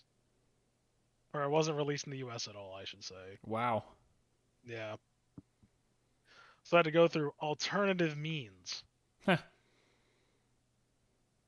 And then after that, I jumped straight to Cult of the Lamb, a brand new game. It's a rogue-like, like twin stick beat 'em up and like village, like a very fucked up, like Animal Crossing meets Don't Starve, where basically you play as this lamb. She gets a second chance at life, and in doing so, she has to uh, raise a cult. So you do all the cult things. You deliver sermons. You clean up people's shit, literally. You sacrifice them to your god. I can't believe this game exists. Like this is the shit that parents were like scared of Super Mario being in 1980. Yes, and now you literally are a cult. It's pretty great. How I would kill my old folks, because what happens is your old folks die. Like they all. Uh, I think you guys have seen me play this game a little bit, right? Yeah. Yeah. Did I tell you guys? Did I show you guys how I killed my elderly people? Mm-mm. So you can do various rituals throughout the game Yeah, to we watched you do a ritual where you were like picking people to go. Oh yeah, where I pick people to go, but like if so the thing is with old people, if they die, then they just start rotting and people get sick and they get upset because there's a dead body there. But if you sacrifice them, it's all good. You don't need to you don't need to bury the body or turn it to compost. It's not rotting. So, but the way I do it, because I'm a sick bastard, is I have the youngest person I can find in the in my cult, and I take the old person and I have them fight to the death. And the old person dies 10 out of 10 times. Well, you've never had a survivor? Oh yeah, so it's a fight to the death. Or so you can choose to have them live or die, But if you have them live, it's gonna drain morale, and if you kill them, it boosts morale like greatly. But an old person has never won their duel. An old person has never won their duel ever. Damn, I want to meet that old person that does. You name him king of the cult. You know what? I probably would. I do have a favorite. I resurrected one guy. His name is Meat. Resurrected him 3 times. He is 103 years old. They most of them live. They don't live past like 30 or 40. Gotcha. But you can resurrect them, and it's kind of funny. But old people I feel fucked up saying this. Old people suck because they're good for numbers, and there's sometimes you need numbers to unlock the later portions of the dungeons. Great out of context clip, by the way.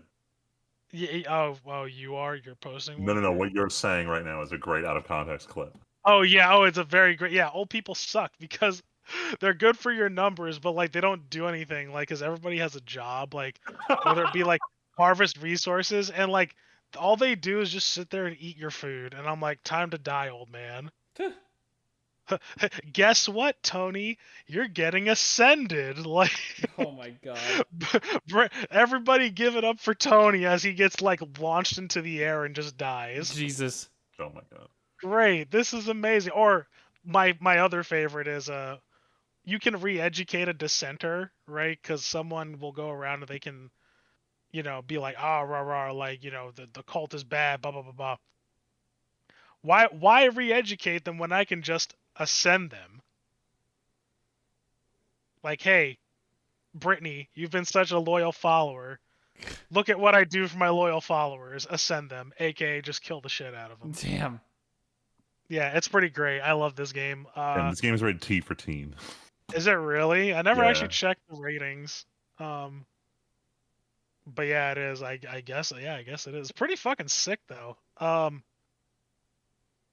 yeah, highly recommend it. It's got some bugs in it, but they've been doing a lot of patching.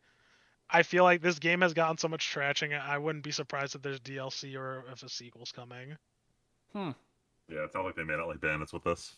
They really did. They got a lot of shit for it. And then the last game I beat recently was Metal Hellsinger. Oh, is this the rhythm shooter? Yeah, this is the rhythm shooter. Nice. It's basically Doom. It's more or less BPM if BPM had a better soundtrack and a much better roster of singers. And this is where I would nerd out on all of the metal vocalists that they got for this, but no one cares enough. So I'm not gonna talk about them. But if you are into metal, I'll just name a few, the frontman from from Arch Enemy, the singer from, well, I don't know, Freeman, System of a Down, right? Yeah. They're big enough. Serge Tankian, the lead singer from that band, he did a track on in this game. So they got some pretty noticeable. There's some real names here. Yeah, they got a lot of real names. My favorite, one of my favorite tracks is from Randy Blythe from Lamb of God, one of my favorite bands of all time, and Trivium, the guy from Matt Heafy from Trivium, another of my favorite bands. It's really good. If you're into rhythm and metal and shooting, it's really good. And if you don't like the concept but you like metal, give the soundtrack a shot. It's really good. Stygia is a fucking banger. That's a 10 out of 10 song right there. And I'm getting into more of my shit here. I feel like I should just rapid fire all of my books. I'm moving the Mistborn stuff up just for Go for it. Okay. All right, Locklands. I mentioned this before. It's the third book in this Founders trilogy I was reading. The whole thing was pretty good, except the ending was very lackluster. So, if anybody wants to get into the Founders trilogy by Robert Jackson Bennett, it's got some really cool ideas, but I'd say the ending falls a bit short. Eisenhorn, the third book in the Eisenhorn books. Oh no, this is Hereticus. Yeah, Eisenhorn Hereticus is the third book in the Eisenhorn trilogy for 40K. And Tim, you don't remember any of these, do you? It's been so long. Yeah, that's fair. That's fine. This it was a pretty good ending. I was kind of hoping for a little bit more, in terms of like resolution because things just don't really make sense with him. It gets left in a part where you're like, well, he was able to survive this, but how did he continue going? If that made any sense, Hmm. right? Like, how did he avoid jail or even death? Like, mostly, how did you avoid death, Eisenhorn? But that's neither here nor there. Whatever. Um, it's still pretty good if you like the Warhammer like lore. The Eisenhorn trilogy is pretty fucking great. I like these books a lot, and I had a really good time with them. I started a new Mistborn trilogy. Well, I guess it's more of like not a trilogy. It's like another core, I guess you would say, by Brandon Sanderson.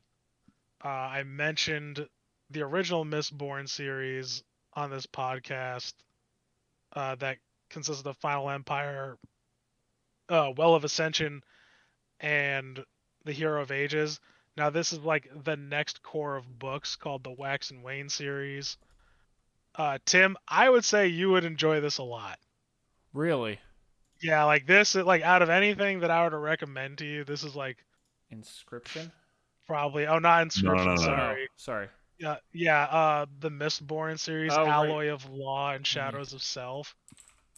My only problem with this so far is I am not entirely sure if reading the original Mistborn trilogy is needed for this. Wow, there's a lot of this. There's a lot of this. But I almost want you to just read Alloy of Law just so you can just get an idea. Like it's so good. It's a magic western. That's fucking cool. Yeah, it's really fucking cool. Like I enjoyed this a lot, and like I said, I think out of all the things that I recommended to you, like out of any book that I recommended to you, it'd probably be this. Got it. Yeah, it's super action packed. It's not long. And Alloy of Law, so it's funny about this core. Alloy of Law was supposed to be a standalone book, but the author Brandon Sanderson liked the characters so much he's like, "Fuck it, I'm making a trilogy." And yeah, and so so Alloy of Law is not a part of the trilogy. It's Shadows of Self, Bands of Mourning, which I'm currently reading, and then the third book is coming out like the day after my birthday, so I'm gonna be reading that. But yeah, that's all the books I read. I read a lot of books. Yeah, that's it. That's all I got. I went on for a long time.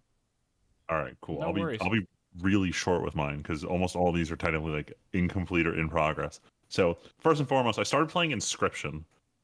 This is a cool roguelike Banger. card game that isn't what it seems and keeps changing shit on the fly. It is really cool.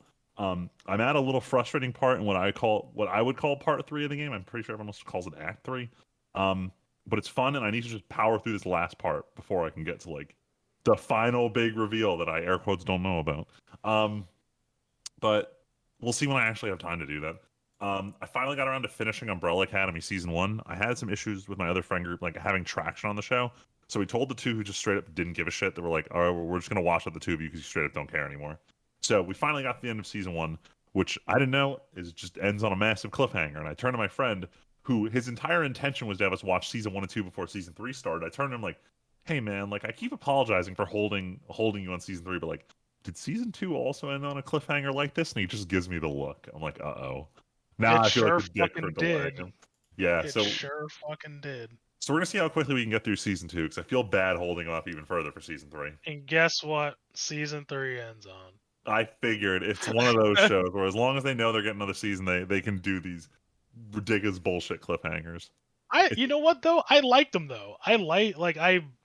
It's a lot of fucking nothing. Like I feel like it's kind of dumb actually.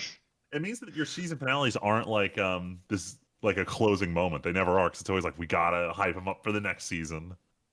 Yeah, I don't know. I've been having a lot of fun with like Umbrella Academy. I don't think the narrative is that great, like so to speak, but I really love the characters Yeah, that's how I feel and the too. That like setting. like the entire storyline of season one, I was kind of whatever about it, but just every single character is very endearing. Like I don't have one that I just don't like. They're all enjoyable to have on screen.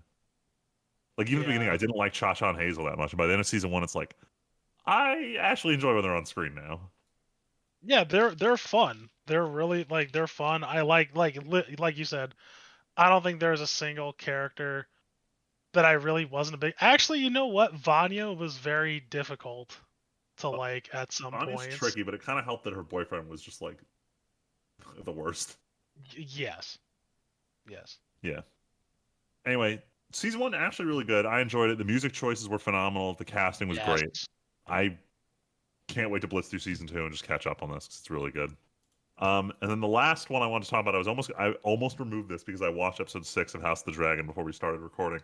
But over the last week it felt weird because like I'm enjoying House of the Dragon. I'm aware it's not 10 out of 10 material here, but I'm having fun with it. And everyone I talk to is like talking like the biggest disappointment they've ever seen. And I just wasn't quite getting it until I saw this episode. And for anyone who doesn't know, there have been time jumps between episodes. Like some have been a year, some have been 6 months, some have been 2 years. This episode in particular has a 10-year time jump, and like half the cast gets recast because they're aged up. And they handled Wow. this time skip episode fucking awfully. Ugh. Like they try to introduce a bunch of characters fresh out of the time skip and then immediately remove all of them. Like Hmm. they like I know at the beginning people were complaining like we don't need to be rushing season one to this time skip. We can spread it out. And I was just like, no. Like maybe all this shit doesn't matter and the post time skip is important enough that we need to get to it quickly. And now they're in the post time skip and it feels like they're rushing. Now I'm agreeing with other people that we should have spent season one doing just the past and the build up, and season two should have been the post time skip, especially given how positively this pre time skip stuff was being received by the community. Ugh. And it's concerning. I really hope they just slow it the fuck down because I haven't read the lore books, but I know what they're getting to, and I feel like if the end of season one is the start of the Dance of Dragons, we could be fine. And I just want them to like slow it down and make me care about everyone involved in this. Don't speed run through it, and it feels like they're starting to go faster and faster, which is bad. Yo, Um, so we heard you liked season 8. Look, it was supposed to be different this time. It was supposed to be like Old Thrones again. Yeah, Leslie says everybody I talk to says like it's kind of shit. Am I eating the member berries too hard? Is that what this is? Remember season one of Game No, of Thrones? Remember how good that was? I Remember? think I think you and everybody else are on that memberberry shit. Okay, I was waiting until it ended, and yeah, but you can tell me how it ends if the ending's worth it. You know, I'll let I you know. might But give it. like this episode in particular pissed me the fuck off with how they handle the characters. Like it feels just like a massive waste of resources. Damn. With how like they could have easily taken this episode and just made it 2 or 3. And apparently they cut a lot of material from this episode, and everyone's mad. They're like, HBO hasn't figured out that like people don't give a shit how long an episode is. If it has content, people will like it. Like literally, no one complained that the last 2 episodes of Stranger Things were just like almost 2 hours each, or Well, wasn't like the Very second one was over 2 hours, I think. But like, I don't know if if it you was give over, people but it was content, definitely close. if you give people content, they're gonna watch it. Like I don't understand what the confusion is here. Anyway, that's it for my stuff. Are we on for the closing number, the big rapid fire movie list? The Oh rapid yeah. fire movie list, the whiplash, so to speak, which I didn't put on here. Oh, did you actually You watch? should. Yeah, I Start with watched it. Whiplash. What was watched? Who watched? And what are your like quick and a blurb thoughts? Oh yeah, well, all right. I'll start off with mine. I watched Whiplash, banger out of 10 movie. Tim's been telling me to watch it. I was like, yo, it's fucking awesome. Black Phone. Everybody who I know watched it, and reviews online said it was great. It's a horror flick. I didn't like it. I thought it was trash. Johnny Mnemonic. I touched on it earlier. It's not a good movie, but I really enjoyed it. Like Tim will tell you, I rated it like I think either a 1.5 or a 2 on Letterbox, but I hearted it. So that says a lot for Yes, you me. did. That's right. Yeah, which I thought it was kind of funny. Fallen, a movie that a buddy of mine said he really liked. It's like this weird like cop supernatural movie. Also didn't think it was that great. I don't think it was a movie that aged well, but I also liked it. And when I say liked something for context, especially with Letterbox, it's something that I would 100% just watch again. So if you're into supernatural stuff, Fallen is pretty good. It's in the 90s, has Denzel Washington in it. Top Gun Maverick. Hell yeah. I can't believe I actually liked this movie. Like Tyler's upset that he enjoyed this. I'm I'm mildly upset that I enjoyed this. Like cuz you can also talk about this too, Tim, cuz you watched it. Yeah, I already did. Around this I'm thrilled that you watched it. I was excited to hear you watched it because I really liked this. Yeah, like so for to say why I was surprised, just to go on a quick thing, I did not like the first Top Gun. I thought it was very overhyped. Again, I probably said this story 100 times. A buddy of mine in college went to literally joined the Navy to become one of those guys on the runway to direct planes because of Top Gun. Like that was his Hell yeah. reason for enlisting, and it's like, and after I was done, I was like, and like there's so many '80s references to it to that movie. I'm like, oh, all right, I gotta give it a shot now, right? Never thought it was that good. Watched Top Gun Maverick, and I'm like, this feels awesome. This feels like this movie has a purpose, Yes.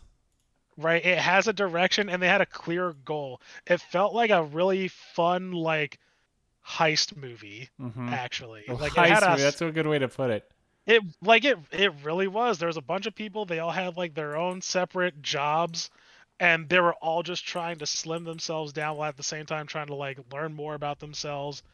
Like it was good. It was a good movie. I really liked it. I gave it like a 4. Like or even 4.5. I probably gave it like a 4. But yeah, I And will say pleasantly. Uh, like I'm glad I was wrong about this movie. Nice. I'll say that. Uh, watch Nope by Jordan Jordan Peele. Peele. It was all right, okay. spoil it for me. What is this movie actually about? Because I fucking Aliens. hate this. It's just aliens. It's there's aliens and then the um exploitation. Like there are some like racial undertones like with a lot of Jordan Peele movies. Like Yeah, I'll say this. It all revolves around aliens, and it all revolves around like exploitation, like the whole world of exploitation, and how like, if you exploit something long enough, especially like, if they're a living thing that has like some kind of like, sentience, they're just gonna kill you, or they're gonna turn on you in some way, shape, or form, and that was the point of the movie. Hmm. Uh, yeah, it was kind of deep. I didn't like it as much as Get Out. Like I thought Get Out was really really good. I'd watch that movie a long time, or for I'd watch that movie again and maybe some other times down the future. Us was all right. Thematically, it was good, but like the narrative was whatever. I thought this movie was just okay. I thought it was serviceable. I wouldn't really recommend it, honestly. Hmm. Damn. Yeah, all right, I'll go next. I only had two on yeah. I here. was like, These, that's me. these That's are all I both. got. I think these are both on Disney Plus. The first one was Finding Dory, which I'd never seen. Real quick in a nutshell, I didn't like it as much as the original. I think it Hmm. kind of impacted my opinion of like the legacy of Finding Nemo as a whole. Apparently, I was the only one in my group who, when watching it, like went from thinking of Dory as ha ha fun comedy character to oh geez, this is what it's like living with an actual mental disability, and it made Ugh. me feel very uncomfortable with laughing at Dory and the comedic sequences because they made it feel too close to like dealing with actual disabilities. That was just my Ugh. take on it. Apparently, I'm the only one who felt that way, but it made the whole watching experience very weird. And the second movie I watched was just because I finished watching season 2 of Only Murders in the Building. One of my other friends was like, "Hey, we should watch that one movie that both Steve Martin and Martin Short are in, Father of the Bride." And I was like, "Well, I haven't seen this. Let's watch it." And this is like, it feels like a period piece movie, just with the way it's shot, the way there's just narration over the whole thing. I kind of wish I saw it when I was a lot younger. I feel like I would have liked it better, but overall, it was actually a really good movie. I don't know if the sequels are good at all, but supposedly I'm set to watch them. I don't know when that's happening, but Father of the Bride was decent. Hmm. All right, Sam. Oh, right. You put this on here, but technically it involves me. Jujutsu Kaisen 0, after memeing about this forever and ever and ever, finally came to Crunchyroll last week. So Freeman came over, and on the nice new TV, I treated myself to. Me, him, and Val watched Jujutsu Kaisen 0. I was just here to see the animation again. It was fun. I think it was a little rushed. They kind of blazed through a lot of the story, but the animation is very pretty. And based on what Freeman has said and what reading online, this was pretty essential for the story going forward to see what this story was like, this kind of prequel thing. And it was definitely cool to see like the characters that I recognized on the screen again, like the second years, Gojo. That was all cool. To see the quadruple black Flash was pretty sweet. Honestly, it just makes me more excited for season 2. Yeah, reasonably this movie could be skipped, but it gives a lot of depth to A, one of the series villains, and B, one of the the villain side characters who will be prominent in season 2.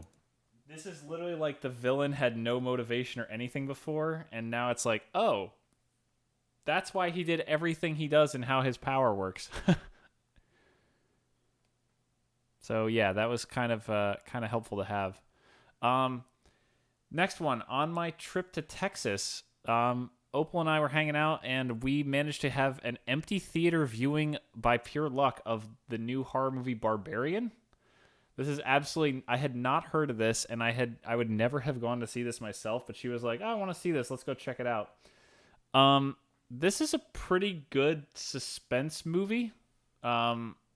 There is definitely some weird shit that happens in this. And they kind of try to play with your expectations a little bit, which is cool. The title doesn't really make any sense, honestly. There's really nothing barbarian about this movie. But overall, it's pretty good. I think I gave it like a 3 or something on Letterboxd. It's not a bad one if you're into this kind of horror suspense movie.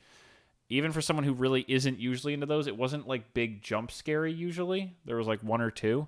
But overall, it was just like, wow, look at this. Look at these not great people kind of get fucked with by a horror thing. So overall, it was a good time, though. Overall, we had fun watching it. And watching it, literally alone theater experiences are always great. Speaking of which, like I said before, I had 2 Virginia trips while I was between podcasts. The first one, my movie of choice, was Bodies, Bodies, Bodies, which I don't think I actually had talked about last podcast. That is the most, speaking of thrillers, that is the most Gen Z thriller I've ever seen, and like most Gen Z movie I've ever seen. Oh, man. The constant references to, you bitch, I knew you wanted to kill me. Well, too bad. I don't even like your podcast. It's terrible. Ugh. Or, I know you're in therapy, but you're not but really, like, who isn't these days? Come on. Like, it's Oh, God. it's a lot of Gen Z references. Not even references, but like that kind of discussion. It was still a fun time. It's a fun whodunit mystery, honestly. It's actually a good example of one of those whodunits that, like, you're not really sure who started the whole thing, but it quickly spirals out of control and almost doesn't matter, if that makes any sense by the end. But overall, it's pretty good. Another decent movie. It was fun to see. And then the second time I was in Virginia, I saw Jaws in 3D. They randomly had it for one showing one night while I was in Virginia, and I saw Jaws alone in 3D in a theater. Was the 3D like decent? 3D was shitty? literally useless. Like, remember that period when all those movies came to 3D for no reason at all? And there was always that one shot they included specifically because they knew it was going to be in 3D. They literally put it in 3D because of when the shark comes out of the water towards them on the boat. This movie's still good though. I forgot just how much of this movie involves 3 dudes on a boat. Like, I completely forget every time I see this movie how much of this is just the 3 of them hunting the shark. Like, there's not this big complicated plot beforehand. There's just a couple big tense scenes they get on the boat, and then it's just them and the shark for the rest of the fucking movie. Jaws is still great. And then I also watched before I was in my documentary kick, I also randomly watched Air Force One on a flight from Richmond to Newark. That movie's still really good. Harrison Ford does a great job playing the president, and oh my god, I'm so embarrassed that I'm forgetting his name. The famous act. Oh my god, Air Force One movie. Oh, Harrison Ford. No, the villain. I already The said villain? Harrison Ford. Oh, yeah. Ford? Harrison Ford. Harrison Ford? Gary Oldman. Gary Oldman. Gary He plays an Oldman, excellent Jesus. Russian guy. Him as the villain is great. Everybody's doing really good in this movie. I've seen Air Force One before, but it's a very solid action flick. A worthy successor to the Die Hard idea, I'll say, because I'm pretty sure this was like a year or two after Die Hard. Very much in that vein, but it was really good. It was really fun. And then the last but not least, as we were working Freeman, I think we didn't talk about this last time. It's been so long, but we actually, on a Sunday or as a guys' night, we will, because it was the first Virginia trip, because it was when I saw Bodies, Bodies, Bodies. The three of us watched Spectre so that Freeman could finally be caught up to watch No Time to Die. Yeah. Unfortunately, I feel like I straight up don't remember what we saw. Would you say the same thing about Skyfall? The problem is it's between Spectre and Skyfall. When I was rereading the Wikipedia description of it, I was like, wait a minute, oh shit, I thought that was in Skyfall and this was in Spectre. Like, I don't know why the two movies just felt too similar to me that I'm almost forgetting what was in what. Neither's a bad movie. I just didn't separate them enough in my head. I just still think Spectre is not as good. Oh yeah, no, Spectre isn't as good. Skyfall was better overall. It's all right, but now we got No Time to Die. Yeah, I'm very excited. We gotta watch this soon. That's a banger. I got the movie poster in my room. I am jealous. Yeah, be jealous. I am. I will be. That's fine. You still gotta hang up your one movie poster. I gotta hang up all this shit in my office now that my office is actually done. Yeah. But anyway, speaking of done, we're finally done. After the podcast forever. What, Freeman? I just said we're caught up, finally. Okay, nice, yes. Hopefully we won't have another month and a half break between podcast episodes. Hopefully things will go back to normal. Yes, but we're also in the middle of a crazy time for me as Henry's about to start daycare, Val's going to go back to work, and I'm going to go to a new job. So we'll see what happens. Yeah, we'll see. Yes, but until next time, thank you all so much for listening. My name is Timpedia. I'm Friedman. Just Tyler. And we'll catch you guys next time. Thanks for listening.